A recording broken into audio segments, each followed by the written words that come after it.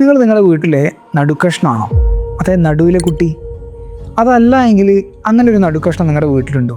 അല്ലെ നിങ്ങൾ അറിയുന്ന ആരെങ്കിലും ഉണ്ടോ? നമ്മുടെ വീടുകളിലൊക്കെ കാണുന്ന ഒരു സംഭവമാണ്, മൂത്ത കുട്ടി എന്ന് പറയുന്ന സമയത്ത് ഒരു പാരൻസിൻ്റെ ആദ്യ കുട്ടി എന്നുള്ള എല്ലാ പരിഗണനയും അവന് കിട്ടും അല്ലേ? അവന് എല്ലാ സൗകര്യങ്ങളും കിട്ടും, സന്തോഷം കിട്ടും, സ്നേഹം കിട്ടും, പരിഗണന കിട്ടും, ക്ഷമ കിട്ടും, എല്ലാ സംഭവങ്ങളും കിട്ടും.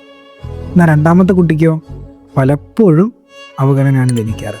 അത് മനഃപൂർവ്വം ആയിക്കൊള്ളണമെന്നൊന്നുമില്ല, പക്ഷേ അവനെ സംബന്ധിച്ച് അവന് കിട്ടുന്നതെല്ലാം തന്നെ ആ ഒരു ഫീലിങ്സ് ആയിരിക്കും. മൂത്ത ആൾ ഉപയോഗിച്ച സൈക്കിള്, ടോയ്സ് ആയിരിക്കും പലപ്പോഴും രണ്ടാമത്തെ ആൾക്ക് കിട്ടുക.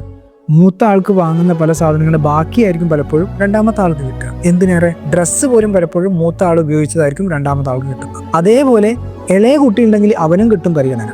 ഇളയ കുട്ടിയാണല്ലോ എന്നുള്ള പരിഗണനയും സ്നേഹമൊക്കെ കിട്ടുന്നുണ്ടാവും. ഇങ്ങനെ മൂത്ത കുട്ടിക്കും ഇളയ കുട്ടിക്കും ഇടയിൽ കിടക്കുന്നവരാണ് ഈ പറഞ്ഞ നടുക്കഷ്ണം എന്ന് പറയുന്നവർ. അവരനുഭവിക്കുന്ന പല മാനസിക പ്രയാസങ്ങളും പലരും മനസ്സിലാക്കാറോ മൈൻഡ് ചെയ്യാറോ പോലും ഇല്ല. ഒരു ഫോട്ടോ എടുത്ത് നോക്കിയാൽ പോലും മൂത്ത ആളുടെയോ ഇളയ ആളുടെ കൂടെയോ ഒരുപാട് ഫോട്ടോ കണ്ടാൽ പോലും നടുവിലെ ആളുടെ കൂടെ പലപ്പോഴും ഫോട്ടോസ് പോലും കാണാറില്ല. ഇതൊന്നും പലപ്പോഴും മാതാപിതാക്കൾ ഒരു ഇന്റൻഷനോട് കൂടി ചെയ്യുന്ന കാര്യങ്ങളല്ല.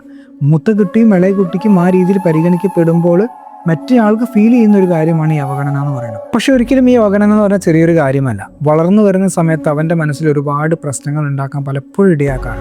ശ്രദ്ധ കിട്ടാൻ വേണ്ടിയിട്ടുള്ള വാശി, അല്ലെങ്കിൽ ഒരുപാട് കാര്യങ്ങളൊന്നും ഒഴിഞ്ഞു മാറല്, മറ്റുള്ളവരെ സന്തോഷിപ്പിക്കാൻ വേണ്ടി മാത്രം ജീവിക്കൽ എന്ന കാര്യങ്ങളൊക്കെ തന്നെ മിഡിൽ ചൈൽഡ് സിൻഡ്രോം എന്ന പേരിൽ അറിയപ്പെടുന്ന ഒരു കാര്യങ്ങളാണ്. നിങ്ങൾ നല്ല രക്ഷിതാവാണെങ്കിൽ ശ്രദ്ധിക്കേണ്ട ഒരു കാര്യം, നിങ്ങൾ രണ്ടാമത്തെ കുട്ടിക്കും മറ്റു കുട്ടികൾക്ക് കൊടുക്കുന്ന അതേ പരിഗണനയും അതേ ലാളനയും അതേ സ്നേഹവും കൊടുക്കാൻ വേണ്ടി ശ്രമിക്കുക. നിങ്ങളൊരു നടുക്കഷ്ണമാണെങ്കിലേ നിങ്ങൾ പേടിക്കണ്ട, നിങ്ങളായിരിക്കും ആ വീട്ടിലെ ഏറ്റവും സ്ട്രോങ് പേഴ്സൺ. നിങ്ങളുടെ ഒരു മെൻറ്റാലിറ്റി, നിങ്ങളുടെ ഒരു ആറ്റിറ്റ്യൂഡ്, ഇതൊന്നും മറ്റാർക്കും അവിടെ ഉണ്ടാവില്ല. സ്വയം പര്യാപ്തമാവാനും സ്വയം വിജയത്തിലേക്ക് എത്താനും നിങ്ങൾക്കായിരിക്കും ഏറ്റവും എളുപ്പം.